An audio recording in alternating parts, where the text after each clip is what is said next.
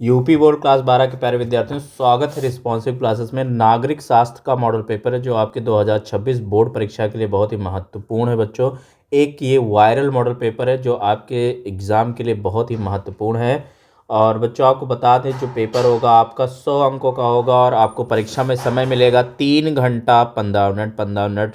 आयोग ने परीक्षार्थियों के लिए प्रश्न पत्र पढ़ने के लिए निर्धारित किया गया है। बच्चों कुछ निर्देश की बात करें तो सभी प्रश्न अनिवार्य हैं। प्रत्येक प्रश्न के लिए निर्धारित अंक उनके सामने दिए गए हैं। पूरा का पूरा मॉडल पेपर हम शुरुआत से लेकर अंत तक आंसर के साथ एक्सप्लेन करने वाले, तो सभी लोग पूरा वीडियो ध्यान से और अंत तक जरूर देखेंगे। बच्चों को इस फॉर्मेट की बात करें तो प्रश्न संख्या 1 से 10 तक बहुविकल्पीय प्रश्न है और प्रश्न संख्या 11 से 20 तक के अति लघु उत्तरीय प्रश्न हैं, जिनका उत्तर लगभग आपको 10 शब्दों में देना है। और बच्चों प्रश्न संख्या 21 से 26 तक लघु उत्तरीय प्रश्न हैं, एक है जिनका प्रत्येक उत्तर लगभग आपको 50 शब्दों में देना है। प्रश्न संख्या 27 से 30 तक लघु उत्तरीय प्रश्न द्वितीय प्रकार का, जिनका प्रत्येक उत्तर लगभग आपको 100 से 125 शब्दों में देना है। और प्रश्न संख्या 31 और 32 दीर्घ उत्तरीय प्रश्न हैं, जिनका उत्तर आपको 250 शब्दों में देना है। तो कुछ ऐसा ही बोर्ड परीक्षा में आपका पेपर का फॉर्मेट होगा और ऐसा ही पेपर आपके एग्जाम में आने वाला है। तो चलिए सबसे पहले हम स्टार्ट करेंगे यहाँ पे बहुविकल्पीय प्रश्न। नोट में लिखा है, निम्नलिखित प्रश्नों में प्रत्येक के 4 विकल्प दिए गए हैं, जिनमें से केवल एक ही उत्तर सही है। सही उत्तर चुनकर उसे अपनी उत्तर पुस्तिका में लिखिए। तो बच्चों यहाँ पे पहला प्रश्न है कि जापान के हिरोशिमा और नागासाकी में परमाणु बम कब गिराया गया था। तो बच्चों क्या 1943, 1945, 1919, 1947। तो जापान के हिरोशिमा और नागासाकी में परमाणु बम 1945 में गिराया गया था। ऑप्शन नंबर बी आपका सही हो जाएगा। दूसरा प्रश्न है, शीत युद्ध का महत्वपूर्ण प्रतीक है। शीत युद्ध का महत्वपूर्ण प्रतीक है बर्लिन की दीवार, अफगान संकट, वियतनाम युद्ध, इनमें से कोई नहीं। तो शीत युद्ध का महत्वपूर्ण प्रतीक बच्चों है बर्लिन की दीवार। ऑप्शन नंबर ए यहाँ पे सही हो जाएगा। तीसरा प्रश्न है, बर्लिन की दीवार कब बनाई गई थी। बर्लिन की दीवार कब बनाई गई थी। तो 1961 में बनाई गई थी। ऑप्शन नंबर सी आपका सही हो जाएगा बच्चों। चौथा प्रश्न है बच्चों, सोनी, होंडा तथा सुजुकी जैसे प्रसिद्ध ब्रांड का संबंध किस देश से है। सोनी, होंडा तथा सुजुकी जैसे प्रसिद्ध ब्रांड का संबंध किस देश से है। चीन, कोरिया, भारत और जापान। तो ऑप्शन नंबर डी सही हो जाएगा, जापान। ठीक है, चलिए बढ़ते हैं अगले प्रश्न पे। अगला प्रश्न है, विश्व के कितने प्रतिशत जनसंख्या दक्षिण एशियाई देशों में रहती है। विश्व की कितनी प्रतिशत जनसंख्या जो है वो दक्षिण एशियाई देशों में रहती है बच्चों।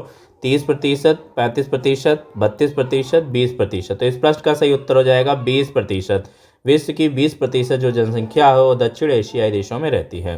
छठा प्रश्न है, संयुक्त राष्ट्र की कुंजी कहलाता है। संयुक्त राष्ट्र की कुंजी कहलाता है आम सभा, सुरक्षा परिषद, न्यायशीता परिषद, सचिवालय। तो सुरक्षा परिषद बी वाला आपका सही हो जाएगा। सातवां प्रश्न है, इनमें से सुरक्षा का अर्थ क्या है। स्वतंत्रता से आज़ादी, खतरे से आज़ादी, समानता से आज़ादी, ए सभी। तो ए सभी नहीं, इनमें से सुरक्षा का अर्थ है खतरे से आज़ादी। सुरक्षा का अर्थ है खतरे से आज़ादी बच्चों। ऑप्शन नंबर बी आपका सही हो जाएगा। चलिए बढ़ते हैं अगले प्रश्न पे। अगला प्रश्न है, बर्ड फ्लू रोग से प्रभावित होने वाले प्रधान जीव हैं। तो बर्ड फ्लू रोग से प्रभावित होने वाला प्रधान जीव है मुर्गी। मुर्गी सबसे ज़्यादा प्रभावित होती है। चलिए बढ़ते हैं अगले प्रश्न पे। अगला प्रश्न है, अविभाजित भारत में रजवाड़ों की संख्या कितनी है। तो 565, 556, 465, 455। अविभाजित भारत में रजवाड़ों की संख्या कितनी थी बच्चों। 565 आपकी देशी रियासतें थी, जिनको हम रजवाड़ों के नाम से जानते थे, जिनका विलय बाद में भारत में हुआ।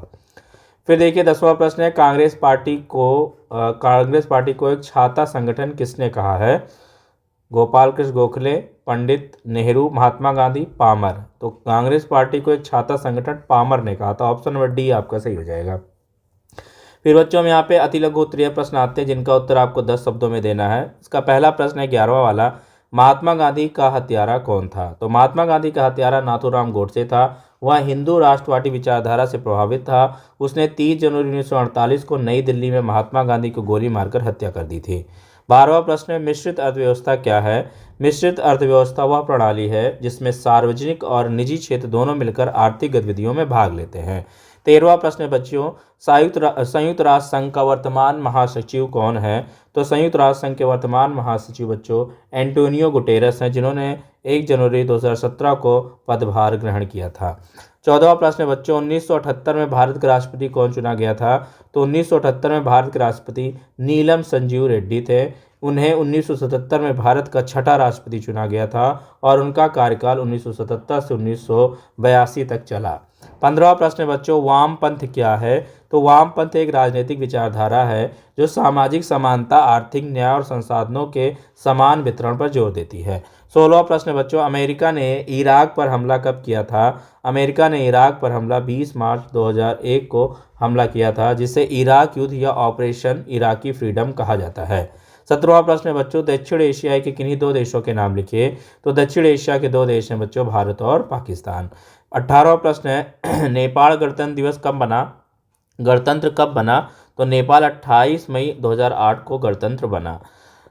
19वां प्रश्न है बच्चों, प्रथम पंचवर्षीय योजना का कार्यकाल क्या था? तो प्रथम पंचवर्षीय योजना का कार्यकाल 1951 से 1956 तक था। 20वां प्रश्न है बच्चों, गुटनिरपेक्षता का क्या अर्थ है बताइए। गुटनिरपेक्षता का अर्थ किसी भी सैन्य या राजनीतिक गुट का हिस्सा न बनकर स्वतंत्र और तटस्थ नीति अपनाना है, विशेष रूप से शीत युद्ध के दौरान अमेरिका और सोवियत के गुटों से दूरी बनाए रखना। फिर देखिए बच्चों, आपका लघु उत्तरीय प्रश्न है, 50 शब्दों में उत्तर देना है। 21वां प्रश्न है, संपूर्ण क्रांति पर एक संक्षिप्त निबंध लिखिए। तो संपूर्ण क्रांति भारतीय राजनीति में एक महत्वपूर्ण आंदोलन था जिसे जयप्रकाश नारायण ने 1974 में शुरू किया। इसका उद्देश्य भ्रष्टाचार, लोकतांत्रिक संस्थाओं की कमजोरी और सरकारी दमन के खिलाफ जनता को जागरूक करना था। यह आंदोलन खास तौर पर छात्रों, युवाओं और समाज के अन्य वर्गों में प्रचलित हुआ।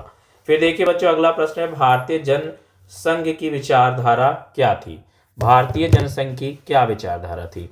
तो भारतीय जनसंघ की विचारधारा राष्ट्रवाद, सांस्कृतिक संरक्षण और हिंदू एकता पर आधारित थी। यह पार्टी भारतीय संस्कृति और धर्म को प्रोत्साहित करती थी। साथ ही यह सरकारी हस्तक्षेप को कम करने और भारतीय समाज की पारंपरिक संस्थाओं को मजबूत करने की पक्षधर थी। भारतीय जनसंघ ने समाजवाद और धर्मनिरपेक्षता के बजाय राष्ट्रवादी दृष्टिकोण को प्राथमिकता दी और भारतीय समाज में एकता का आह्वान किया। फिर आ जाइए बच्चों, 23वां प्रश्न है, हरित क्रांति क्या है? तो हरित क्रांति एक कृषि आंदोलन था जो 1960 के दशक में भारत में हुआ। इसका उद्देश्य कृषि उत्पादन बढ़ाना था, खासकर अनाज की पैदावार। इसमें उन्नत बीज, रासायनिक खाद, कीटनाशक और आधुनिक सिंचाई तकनीकों का उपयोग किया गया। इसके परिणाम स्वरूप गेहूं और चावल की उत्पादकता में वृद्धि हुई, जिससे भारत खाद्यान्न उत्पादन में आत्मनिर्भर बना। हालांकि इसके पर्यावरणीय और सामाजिक प्रभाव भी हुए हैं। फिर देखिए बच्चों, 24वां प्रश्न है आपका, 1968 की प्रमाण अप्रसार संधि को स्पष्ट कीजिए। 1968 की प्रमाण अप्रसार संधि का उद्देश्य परमाणु हथियारों के प्रसार को रोकना, परमाणु युद्ध के खतरे को कम करना और परमाणु ऊर्जा का शांतिपूर्ण उपयोग बढ़ाना था।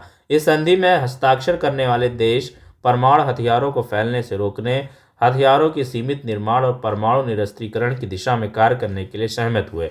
संधि का उद्देश्य वैश्विक शांति और सुरक्षा को बढ़ावा देना था। 25वां प्रश्न है, अंतर्राष्ट्रीय मुद्रा कोष के कार्य बताइए। अंतर्राष्ट्रीय मुद्रा कोष IMF के प्रमुख कार्य है। पहला है वित्तीय सहायता, सदस्य देशों को ऋण प्रदान करना, खासकर उन देशों को जो आर्थिक संकट का सामना कर रहे होते हैं। मूल्य स्थिरता, वैश्विक स्तर पर मुद्रा विनिमय दरों को स्थिर करना और व्यापारिक असंतुलन को नियंत्रित करना। तीसरा प्रश्न है आर्थिक परामर्श, सदस्य देशों को आर्थिक नीतियों पर सलाह देना और आर्थिक सुधारों के लिए मार्गदर्शन करना। चौथा प्रश्न है संरचनात्मक सुधार, विकासशील देशों को संरचनात्मक सुधार के लिए सहायता प्रदान करना। पांचवा प्रश्न है आर्थिक निगरानी, वैश्विक और क्षेत्रीय आर्थिक स्थिति पर नजर रखना और रिपोर्ट तैयार करना। 26वां प्रश्न है बच्चों, पृथ्वी सम्मेलन पर एक संक्षिप्त टिप्पणी लिखिए। पृथ्वी सम्मेलन जिसे 1992 में ब्राजील के रियो डी जेनेरियो में आयोजित किया गया, पर्यावरणीय संकटों और सतत विकास के लिए वैश्विक सहयोग को बढ़ावा देने का एक महत्वपूर्ण कदम था। इसमें 178 देशों ने हिस्सा लिया और विश्व पर्यावरण पर मानवता के प्रभाव को संबोधित करने के लिए रियो घोषणा को अपनाया। फिर यहाँ पे लघुत्तरीय द्वितीय प्रकार के प्रश्नों में आएंगे जिनका उत्तर आपका 100 से 125 शब्दों में देना है बच्चों। जिसमें पहला प्रश्न यहाँ पे है कि आप किस आधार पर कह सकते हैं कि वैश्वीकरण भारत के हित में है। तो यहाँ पे देखिए उत्तर हमने लिखा है, पूरा का पूरा उत्तर आप पॉज करके वीडियो पढ़ सकते हैं बच्चों।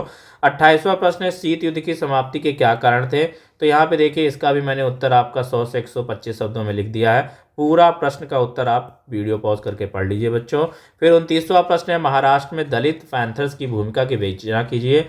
देखिए इसका भी प्रश्न का उत्तर 100 से 125 शब्दों में लिखा है। एज इट इज इसको पढ़ लेंगे 1-2 बार तो आपका ये तैयार हो जाएगा। तीसरा प्रश्न है बच्चों, नक्सलवादी आंदोलन के उद्देश्यों का वर्णन कीजिए। तो देखिए इसका प्रश्न भी उत्तर यहाँ पे लिख रखा है, इसको भी आप पूरा पॉज करके पढ़ लीजिए। फिर हम बच्चों दीर्घ उत्तरीय प्रश्न है जिनका उत्तर 250 शब्दों में देना है। इन कुछ प्रश्नों को हम बता रहे हैं जो आप लर्निंग मटेरियल से अपने तैयार करेंगे। पहला प्रश्न यहाँ पे है, दक्षिण पूर्वी एशियाई राष्ट्रों का संगठन का उद्देश्य एवं इसकी भूमिका का मूल्यांकन कीजिए। इसके साथ ऑप्शन में पूछा गया बच्चों, भारत पाक संबंध का विस्तार से वर्णन कीजिए। और 32वां प्रश्न पूछा गया, भारत के गठबंधन सरकारों पर एक निबंध लिखिए। इसके साथ ऑप्शन में पूछा गया, भारत की धर्मनिरपेक्ष बनाने के लिए नेहरू ने किन किन तरीकों का प्रयोग किया। तो इन प्रश्नों को आप तैयार करेंगे तो आपकी बोर्ड परीक्षा में ये सभी प्रश्न फंस जाएंगे। बहुत ही इंपॉर्टेंट प्रश्न है जो बार बार रिपीट हो रहे हैं।